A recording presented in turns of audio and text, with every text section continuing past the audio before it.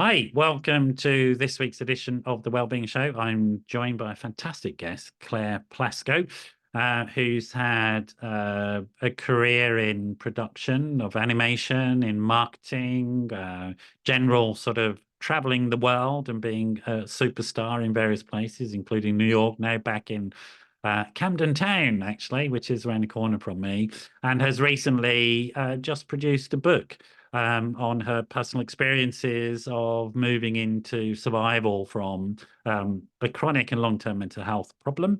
And we're going to discuss all aspects of her life. And I'm really excited to have you with us here today on this very sunny day in London, which is great. I know. Well, thank you so much for inviting me. I feel very, very honoured. And yeah, the sun's come out, so that's a good omen. But thank you so much. This is actually my kind of first podcast interview, talking about.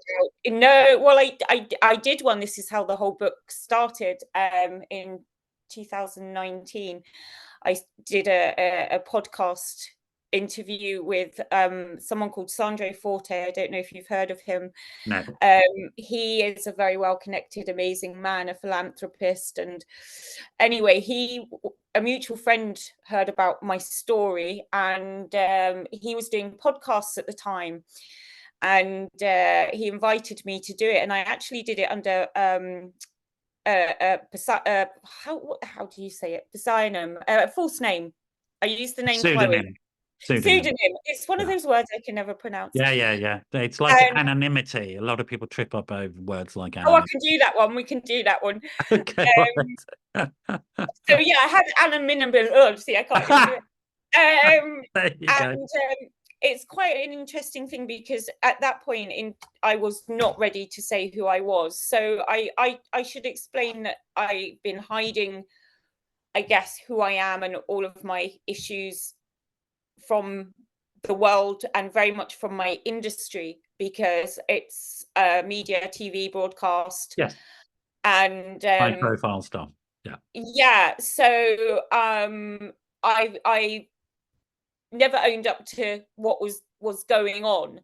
And I guess it's probably easier if I just give a little kind of context of the chapters, because then it will make sense when we're talking. Yeah, do.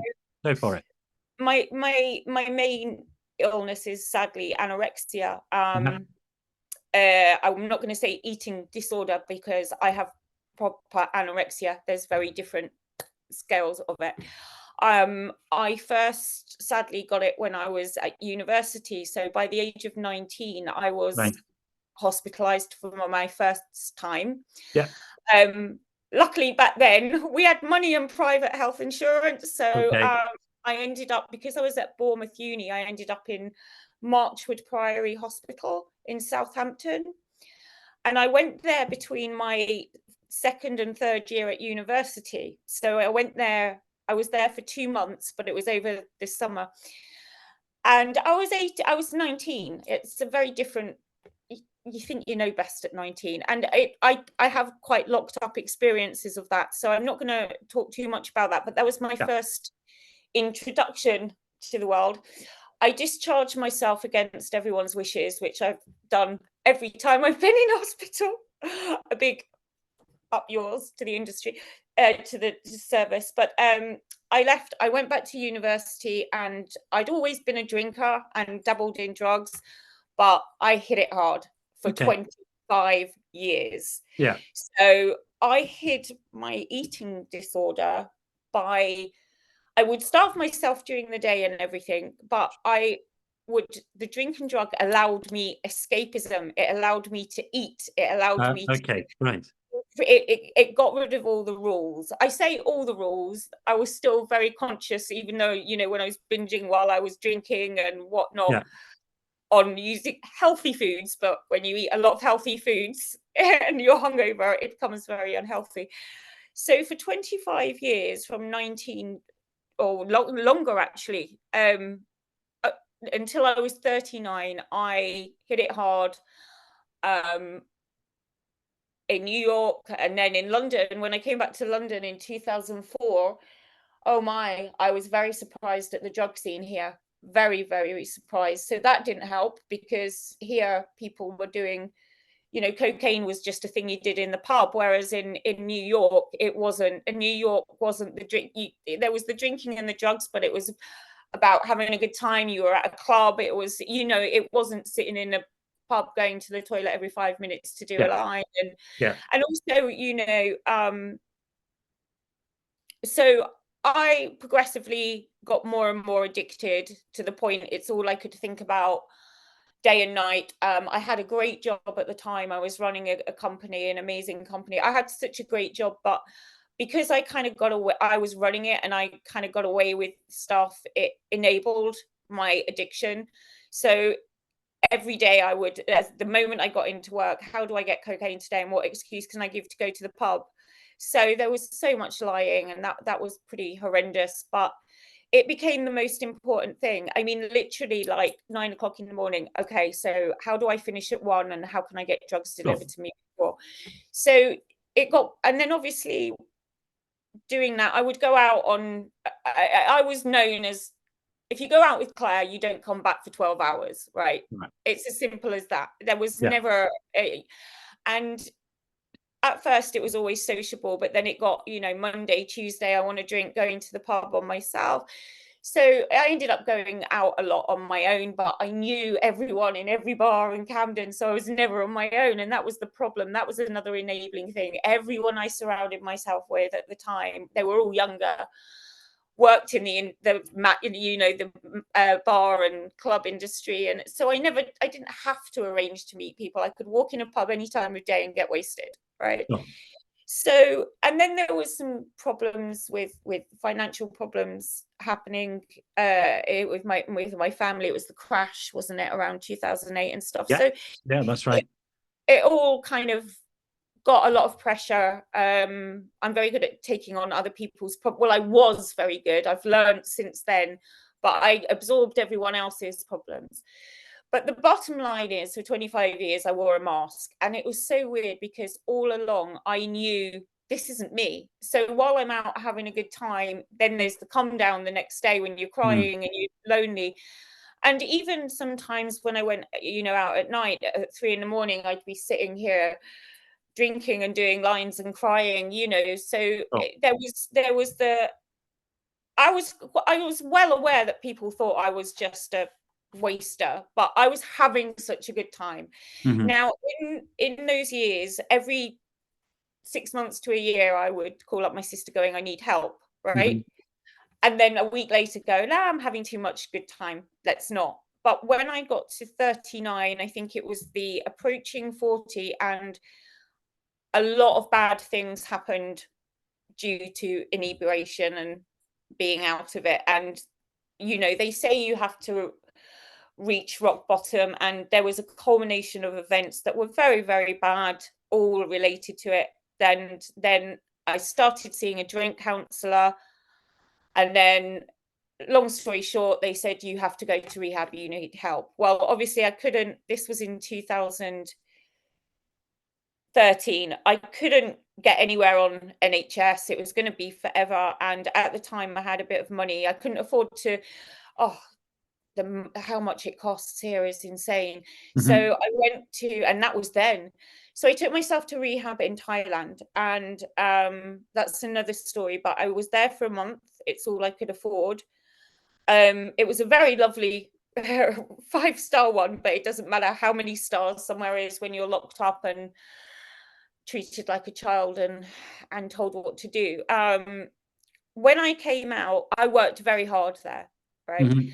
And when I was there, they picked up on my eating disorder, but I was adamant, guys, I'm here for drink and drugs. That's enough, right? Let's just deal with that. And they were like, no, no, no, no. If you give up that, it's going to come back. And I'm like, give me a break, you know, let's just do. And they were right. So I left, and within a month, I'd lost 3 stone. Now, the funny thing is, all through my drinking, I was like, always used to joke, God, if I didn't drink, I'd be really, really skinny. And I wasn't big. I wasn't big at all. I was never big. I actually mourned the body I had at the time. You don't, you know, but now I miss it so much. And so I stopped. right? So obviously that was hard. I did all the AA, NA, none of that worked for me. And the biggest thing was I got rejected because I was being treated as, you know, a recovering addict and alcoholic. But when they saw that I was losing weight and my mind was going and everything, everyone shut the door on me, even my sponsor. They were like, we can't deal with you. And I think that's a big thing. That was a big problem. I had a lot of doors shut on me through this whole process. People scared to touch you. People, you know, when I first sought therapy, no one wanted to touch me because my weight was too low. And when your weight's too low, your brain's not functioning and you can't, you know, it was horrendous. Anyway, I spent the next 10 years, so that was 2013, fighting to recover, you know, every day. And even today, you know, I'm gagging for a drink. Give me a gin and tonic with a line of Coke, please. But it doesn't go away. You know, oh, honestly, Right. this Okay. it's so weird, Noel, because you read, and I think this is my biggest message to everyone, that addiction, anorexia, it's for life. It doesn't go away, right? Recovery is for life. When you hear all these, you know, you read stories of people that have been sober 20, 30 years and then they relapse, or they're working on themselves every day. And I think people forget, you know, they kind of look at me with pity and sadness instead of, it should be in awe of, you're still here at 50. I turned 50 at the beginning of the year, and what you've had to do to still be alive today, to still be here, you know. And I think people look at us as weak, and I just, I don't know. I look at myself as weak sometimes, but my point is, it never goes away. Every single day you're fighting, and this is just talking about, that's just the addiction side. What comes with everything is, with the anorexia, everything is a million other things. So there's the depression. So I've been on antidepressants since I was 19. I've tried to come off them earlier in the years when I had a problem with them, but now I've never known a life without them.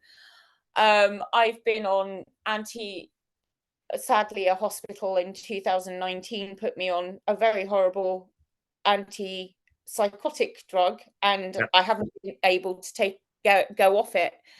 I've tried that too. So I'm on medication.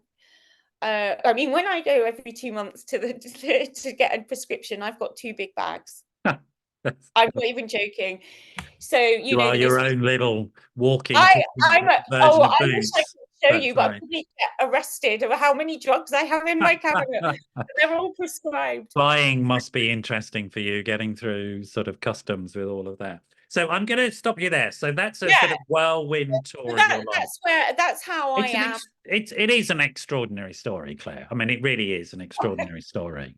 I mean, and I would underscore to people listening, and I think maybe there've been quite a lot of sort of points that you brought up, which I just want to stop at and look at a little bit. But I do want to say to people listening, this is a very familiar story. This is a story of recovery. It's a story of resilience. It's a story of pretty much heroism, to be honest. You probably get embarrassed if I say that, Claire, but it is a heroic story. So well done, you.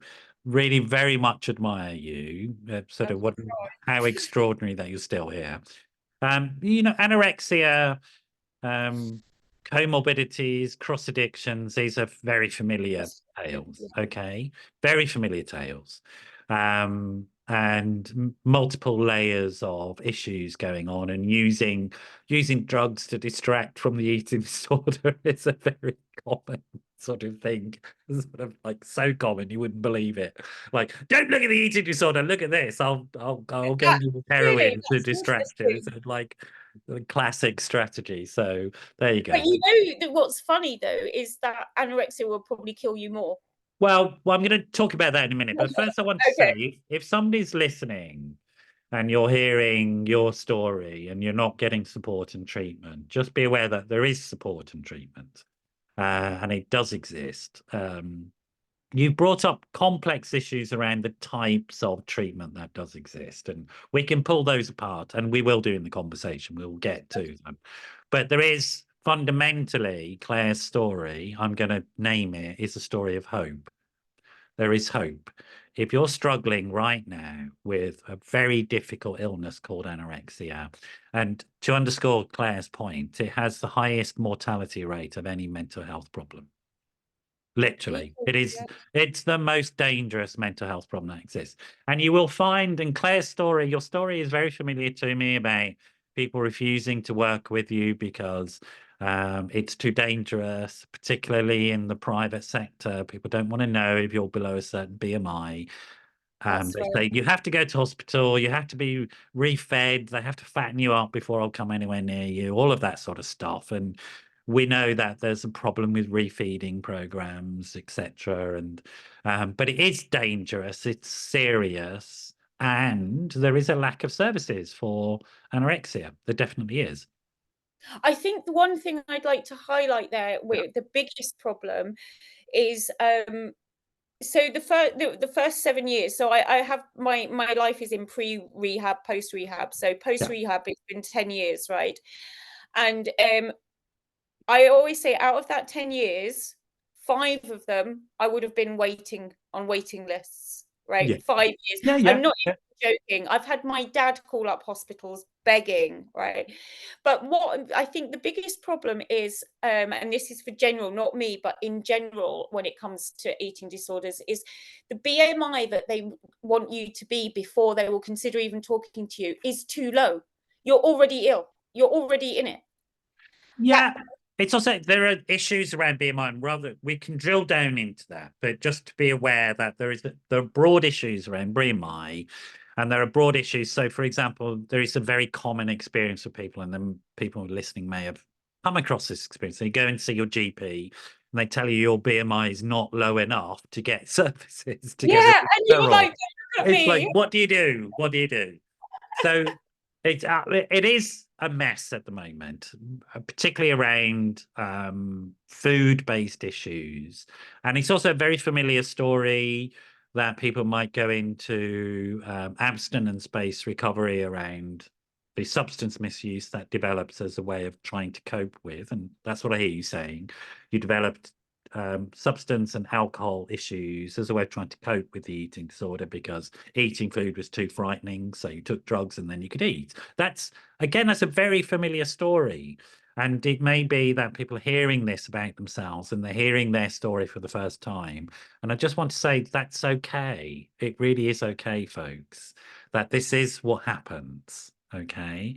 And often comorbidities like this emerge because people don't have appropriate tools and resources. And we should say clinically that anorexia is a serious disorder, and it's really important to seek help. It's part of a whole range of anxiety disorders, which, as you pointed out, Claire, can be persistent throughout life. That doesn't mean you can't get help. It just means that it is got to be realistic about these issues. Now, there are some people who develop an eating disorder, who get treatment, move on, and it never comes back. And that's great. But there are a cohort of people like yourself, Claire, that struggle with it as a lifelong issue. Live with it. Thank you for the correction. Live with it. And find ways of managing it more effectively or less effectively, but you do survive. And that's a really important message for people to hear. The abstinence-based movement is problematic particularly around anorexia and avoidance. When people are avoiding things, it might be quite good for people who overeat, for example. But it's if your basic problem is avoidance of food, an abstinence-based approach is maybe more complicated, to be honest. It's very complicated because it touches an area of your life. So this is not, I just want to stress, and I don't really want this whole conversation to be about anorexia, because the book I've written is not about anorexia. It's a story of what I've been through and what I've learned to manage. And I'm I'm talking to the reader all the time. And I think what I'm trying to achieve by this book, when I say, because it's called Understanding Me, it's not about understanding just me, it's understanding everyone. I want people to take the advice I give, and the good and the bad. What I've learned is good, what I've learned is bad, coming from how to look after myself to how to deal with family, friends, and it's looking at things from everyone's perspective. It's not me, because it's very important that people do understand more about this illness, about depression, about anorexia, so that they don't judge. Because the hardest part of this whole thing is the looks that I've been getting over the years. Yeah. So I think I would speak for many of us and people in a similar situation. And as I say, it doesn't even have to be anorexia. It's just, I think the problem with anorexia is it's a mental health illness, but it's physical, so you can't hide it. Right? So people judge what they see. They don't judge this, which is a mess in here. And that's what they don't understand as well. It's the wiring up here. We're all wired different, and they don't take time to understand. And so you're just, I mean, it doesn't happen so much now because sadly, I don't go out. It's the easiest way to protect myself. I don't go out of an evening because what is an evening? Drinking food, right? When I go out during the day, I tend to go out early so there's not as many people around, and then stay local because everyone around here has seen my journey physically and mentally. So I feel very comfortable in my neighborhood. Great. Oh, that's a massive achievement, Claire. But well, yes and no, because every single day, and I'm not even joking, every single day I get so upset that I'm still a prisoner in a gilded cage in my flat.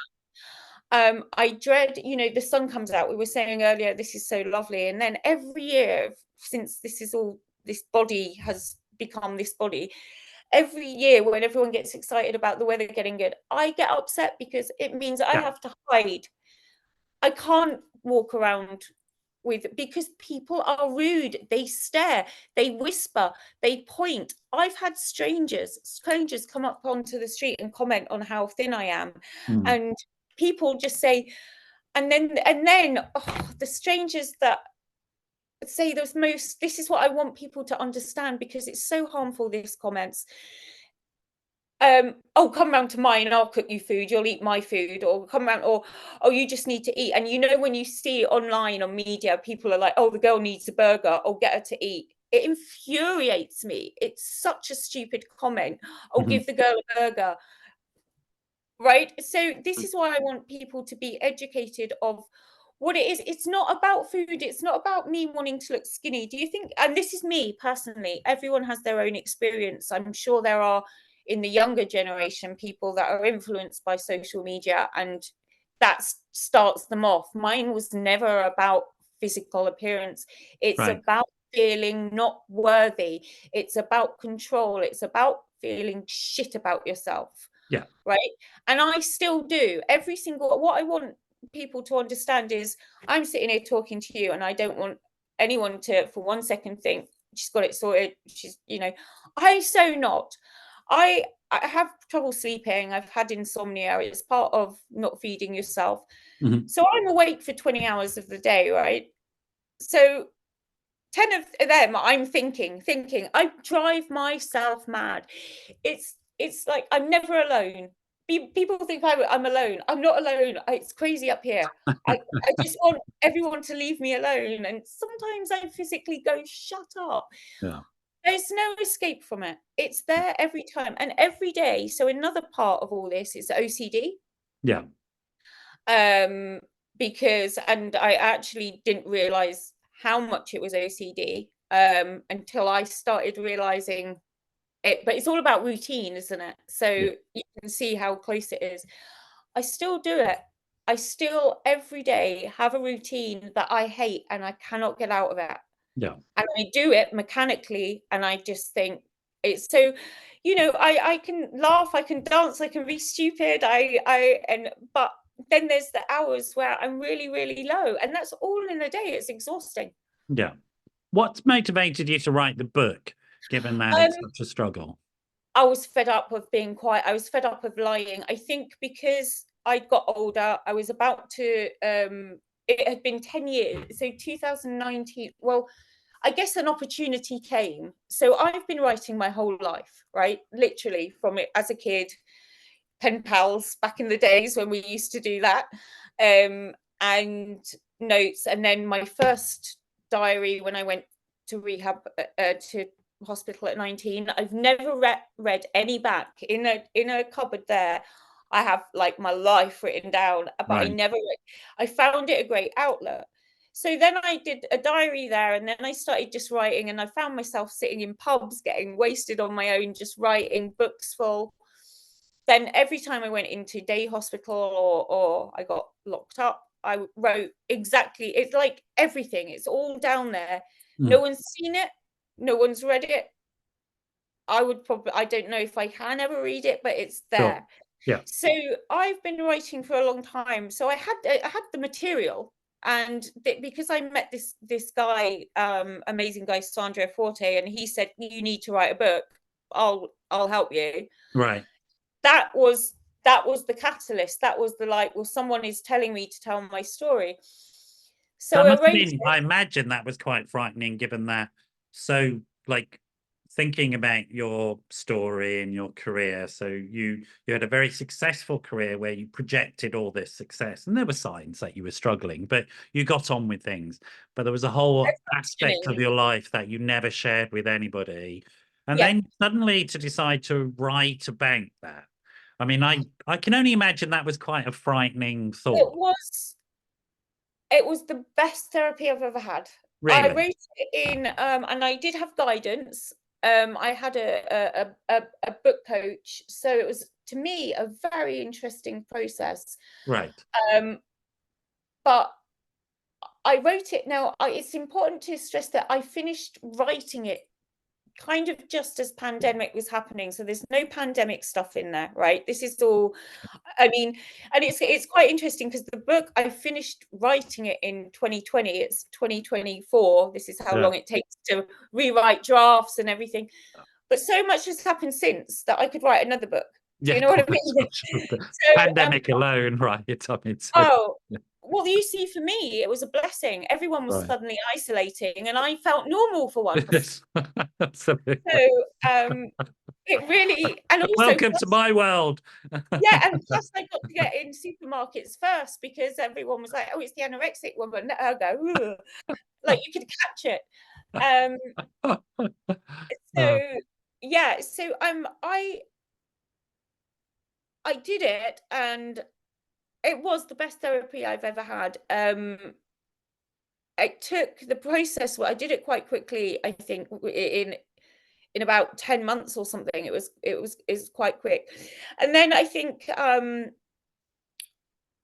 was tired. I was so tired, Noel, of secrets. Secrets are exhausting. Anyone that has secrets, I still have secrets. I will take secrets to the grave. I don't tell anyone of the things that I put my body through on a daily basis, like, or the things, everything I think. It's impossible. But it was just too much. And the thing that had held me back, kind of admitting it, was the industry I was in, because it's a very visual industry. It's a very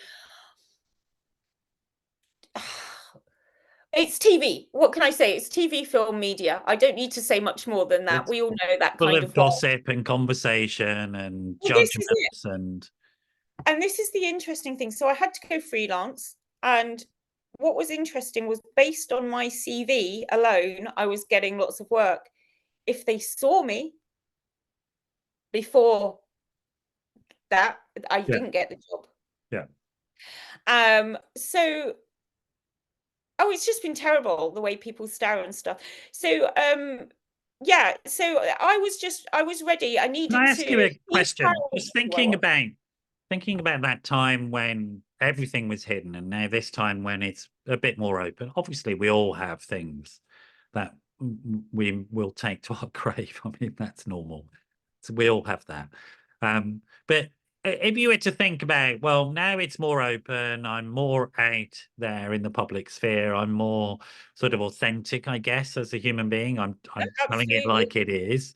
And Yeah. then thinking about that time when you were struggling completely alone, but successful in many ways in your career. Which version do you prefer? Oh, now, I feel I feel a massive relief, Do you? massive. And I've already seen the change. So the book came out in December, and I just did a very soft launch thing, but um, the responses I've got from sharing my story have made all of this worth it. Really? Because absolutely, because I've learned a lot. I think the important thing is what I've learned over the years and the tools I use to feel better. Now, I can't stress enough that whilst I was getting services sometimes, they weren't great. So it was all on me, right? I felt it was all on me. Um, so at the beginning of that post rehab, I threw myself into reading about psychology, understanding the brain, reading Sure, self-help books, sure, and they really helped me at that point. The first 5 years, they were like a savior. I studied, I worked so hard to understand myself. sure. And I think the important thing is that there are ways of managing, there are ways of turning things around. And as sad as it is that I've had this illness this long, I'm in a place now where of acceptance. And I think that's the key word here. Okay. And that's only this year, right? So, and it's not just me accepting this is it, this is who you are, this is your life. You're not going to get better, right? That's a fact. I can only get worse. Every organ in my, and this isn't a sob story, but it's just to explain. Mhm.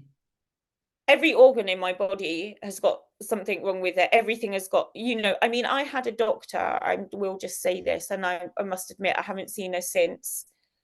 And I used to have regular checkups, but it wasn't nothing was helping. It was like, you know, and I last spoke to her at the end of last year, and I was like, well, there's no point me coming in. There's no point you weighing me. There's no point anything. What are you going to do? All you can do is send me back to hospital. I ain't going back to hospital, so there's no point. So I had to accept, well, this is it, right? Because I'm not taking help from certain services because they Mhm. don't help. And before I forget, I have to stress the reason I am speaking out is I am a middle-aged woman. I am 50 years old. It is never in the news about us. It's always teenagers or preteens. And Mhm. I think that it's a very misleading to associate anorexia just with the young. And I want to give a voice to the forgotten ones, the ones that are living with it and surviving. And they're not having a picnic, they're not having a great time, but they know, they accept what is there in their life. I think the hardest thing for me is accepting what will never be, but I have the tools to turn that around in my head and go, yeah, but this is what you can do. And that's why I've written the book, and that's why I'm talking to you, and that's why I'm keen to talk to anyone about this, because people do not understand mental health illness enough. There's too much judgment, and I just want people to just think for a second, well, what are they going through? Why do you think they're reacting like that? Why do you think they said that? Mhm. I mean, used to, if someone was, I can't, angry or whatever, you take it out on, you think it's you, or you look at yourself, what have I done wrong? But now I'm very aware that a lot of the time when anger's directed at you, it's got nothing to do with you. It's the person, what they're dealing with. So Mhm. if you have a bit of understanding, well, they're obviously going through something, just, it's understanding people and understanding the way our minds work, and not judging, so that everyone can have a little bit more of a peaceful life, just a Mm. little bit more, and understanding the importance of thinking and how to turn your thoughts around. That's been my survivor. Yeah. So what are they? I mean, I think there's a lot you're saying that would need to be unpicked. We're not going to be able to unpick it in the No, whole I know. I'm show. sorry. We probably need No, about no, 5 no. Don't hours. apologize at all. I think it's really valuable what you're saying because it's very honest, it's very raw, it's very open. I think a lot of people will get identification. But one thing I'm going to look at is this idea of living with something long term. Yeah. You earlier in the conversation, you corrected me quite rightly. I'm living with this, and that's really sort of an important statement. And I've known quite a lot of people. I really classify myself in that, who've lived with things for most of their life. Which, when you say it, maybe people listening to it who haven't lived with this stuff might find that's very difficult. That's very depressing. I don't want to hear that because it makes me upset. But actually, there are chronic long-term conditions, and you have one that have certain elements of them that get worse, and there might be certain elements that get better. But it is important to be honest with oneself. You use the term acceptance. I have to accept this about me. And it's a bit like I have to accept the fact that I'm getting older. I don't like it, but I have to accept the fact that my body is changing in ways that I don't want it to. And coming to that point of acceptance, I think, is a very interesting psychological position to take. The other thing that you talked about was how you bring your mind to focusing not so much on what you don't have and what you can't have, but what you do have, which Yes. sounds a bit like that word gratitude, which is a bit of a tedious word, but it does sound a bit like that. It works though. It Right. really works. When I was first introduced to gratitude list in rehab, Okay. and we were, we were encouraged every day to write down the things. It was hard then, but and as I was going through the years, I did write lists. Now I just do it in my head, right? But I think the beauty, and it sounds weird saying beauty when we're talking about all this doom and gloom, but the beauty of the position I'm in now is I know what makes me smile. I know what doesn't. I know who to have around me. I know who not to have around me. Yes, there are many, many. I've learned to put boundaries up. I've learned to protect myself. And that's very, very hard for someone Yeah. like me as well. Yeah. But also, I think, and the things I get joy from, I mean, oh my gosh, listening to nature, bird singing, it's so cliche. Flowers, I'll get so excited when I see a flower, a new flower, Yeah. like all the Yeah. things that I just used to, when I was drinking and everything, just think, oh, that's so sad. Are all the things I love. A message from a friend, a phone call, a laugh. And also I'm very good at entertaining myself. When you live on your own and you have it's a very lonely illness, Mhm. very lonely. Yeah. And I'm my biggest. I make myself laugh more than anyone. I mean, I'm just crazy. Let And me just highlight something, and I think it's really important. There's a thing called that people may or may not have heard called toxic positivity. yes, I've Um, heard of that. yeah, and it's a strange phenomenon where Yeah, some people misinterpret positive psychology. You're using what I would understand as positive psychology tools, and let's make the distinction between the two. Accepting that as a human being, I have a range of feelings. And some of those feelings are not very pleasant feelings. That I feel lonely, for example, because I am lonely, because I'm isolated, is a healthy position. It's a recognition of the hurt I'm experiencing because of my life situations. It's not helped by saying, oh, you're not allowed to feel that negative feeling, which is what toxic positivity does. Okay. yeah. It's That's really destructive. Whereas what you're talking about is an acceptance of the reality of the situation, and then let's look at what I'm going to do about that.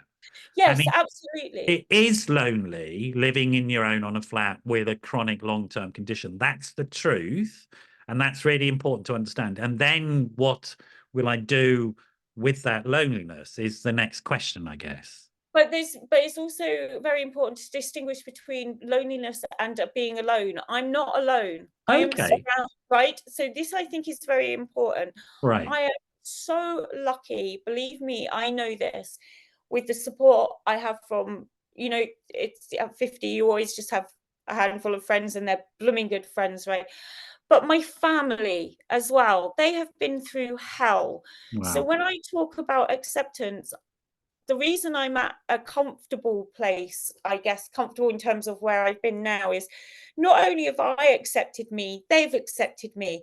So Right. in the past, when it was always, every time we met, it was always mentioning my weight or mentioning doctors, or it was always horrible. There was tears, there was anger, there was so much anger. But now we're all at a place where we're like, this is Claire. And my mum's always said, Claire, Yeah. I don't care what you look like, you're my Claire.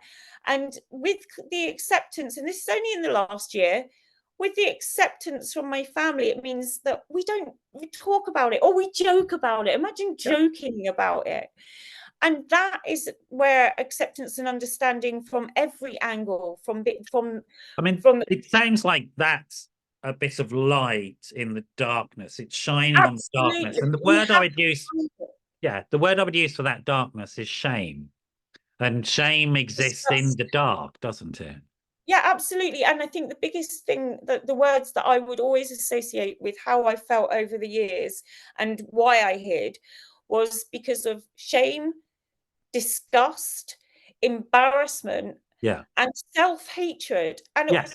Yes. I think you know, it's you have to be careful when you say the term self-harm, but self-harm, it doesn't just come in the physical, you know, the way everyone would think. That it can come in the mental form as well, self-harm, with the way you know, if you let your thoughts be destructive.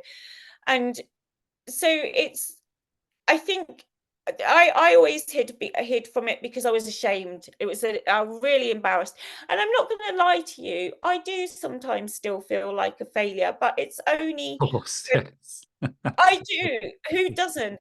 But Yes, you know, seriously, like, I'm going to ask the question to everyone listening. Have you ever felt like a failure? Put your hand up, right? If your hand yes, isn't going up, I'm afraid you're you're not really lying. living life, to be You're lying. honest. You're avoiding life. But you know what? There's a great quote. I can't remember who it was by. Oh, was it Thomas Edison? Something about failure is when you stop trying. Yes, yeah. And it's this quote has helped me survive. Mm-hmm. Right? I don't give up, and I will never give up, because I have people around me that love me. Yeah. Yeah. So, but now I have fight in me, and now I want to get out there and just make people a little more understanding of what people go through in all aspects of life. This is not just, it could be financial, it could be, you know, sadly I've suffered sexual abuse too, and bullying and stuff. You know, we everyone goes through some of it to some degree, and sadly some a lot other, but they're different afflictions and illnesses and issues, but they all come down to the same thing, really. And it's all about how you feel worthy, your self-worth, Right. in a way. Right. So it's, you know,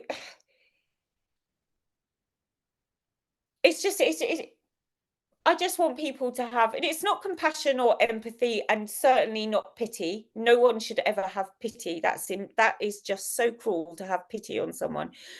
And maybe more of a respect for people who have mental health illness, because of what they're going through and how they're surviving. Yeah. Yeah. We are sort of sadly at the end. I told you the hour would go really quickly. It always does. Listen, you've only met me today, but hopefully this is the start of a beautiful friendship, but you will know, I get told to shut up a lot. I talk a lot. No, not at all. I'm thinking this is a good place to stop, simply No, because I mean, we'll go on. my experience, let me share my experience of having this conversation with you, is sort of very much, I come out of the conversation very much heartened by your compassion, your spirit, your energy, the fact that you survive, and the fact that you're honest, you're authentic, you're in touch with who you are, that you've accepted aspects of yourself that you were in denial of, that you were ashamed of for so long. And that's very inspirational. It's also, I think, very honest about living with a chronic long-term condition. that it's difficult. It genuinely is difficult. It's very, very difficult. And I think the saddest thing for me is I'm not gonna be in a relationship. I'm not gonna have, well, I've missed children, but I was told at 19 I'd never have children anyway, because that's what anorexia does to you. But there's a thing, it's, I'm not going to have that family, that kids, that grandkids, that partner. I don't know if I'll ever have a partner again. I mean, right now I ain't letting anyone near this body or mind. But those things scare me, and those things do scare me. But I also live in an area where my neighbours have become my friends and family, and we all look out for each other, and it's safe because I have people that have my back. And I think as long as you know that you have that support, it gives you that incentive to keep going. You don't want to let down your loved ones. And it's really important to have voices like yours with the experiences that you've had, because we need to hear it. We need to shine a light on these experiences and understand that it is part of the human condition, that every single person is part of what I'd love to do, and just on the last note, is I want to help the people, not the ones that so much have the illness, the ones supporting them. I've learned so much about how important it is, what you should do, what you shouldn't do, and how important it is for the, I don't want to say patient, but for the person who's going through this, to take time to understand what they're going through and how to support them. Very important. Absolutely. And that desire to be of service, to help, I think is a crucial part of the shift from this stuff is going to destroy me to I'm going to learn to live with this stuff, and learning that this can transform, right? Yeah, whatever experience is, having that sense of there's something bigger than this suffering, and that something bigger is, well, I can change this and I can be of service to other people and I can help other people, I think is an extraordinary. I'm always fascinated by how people get to that transformation. It's a long journey, and yeah, but you know what? When you've been through what I've been through, you just have such a strong desire to help others, because you don't want them to go through it. You wouldn't wish this on your worst enemy. I wouldn't wish this on. Yeah. So, or if you are going through it, learn some lessons from me so that there's a few shortcuts here as well. So on that note, what's the name of your book? So the book is called Understanding Me, and as I want to stress, it's not a memoir, it's not a self-help, it's a story of my life. It's a story, but it happens to be about me, but it's pulling in the reader at every opportunity and making them think and looking at the tools that can help us make the hard times that little bit easier. And if I have books that are all underlined, highlighted, torn, and they have helped me. If my book has one sentence in it that helps you, and I've already had amazing feedback from people saying it made me really think about myself, it made me really think about others, and it made me really understand, Right. So that's what how do people get hold of a copy of it, Claire? Where can they buy it? It's actually I'm not I don't have enough sales to go on Amazon or anything. It's on a website called Understanding Me. So it's understanding. No, it's understanding me. Oh, do you know what? .co.uk. I'm just checking. I've forgotten. Yeah, understanding me, all lowercase, .co.uk. All right. We'll put a link underneath when the show goes out.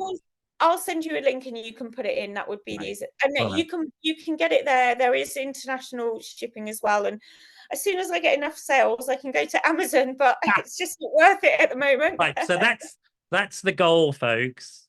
Right. So that's the call to action, as they say in marketing terms. We want to get Claire onto Amazon. So we want to get Claire to the point where she sells enough to get on Amazon. Okay. So that's your call to action. Claire, it's been absolute, really beautiful to talk to you. Thank you so much for your honesty, your humor, your darkness, your lightness. Everything about you is wonderful. It's been so beautiful. You stay there. I'm going to say goodbye to everybody. It's a people are extraordinary. I'm always blown away by my guests on this show. That's why I do it. And Claire has just been yet another person just demonstrating what is amazing about the human experience, and really real pleasure here. Hope you all have a great time. If you've got any questions, do drop me a WhatsApp 07506 319 745. The message from Claire, from her story, that I'm taking away is never give up on yourself. Never give up on yourself. It's absolutely fantastic. So take care, folks, and I'll see you all again soon. Bye bye for now. Thank you. Thank you.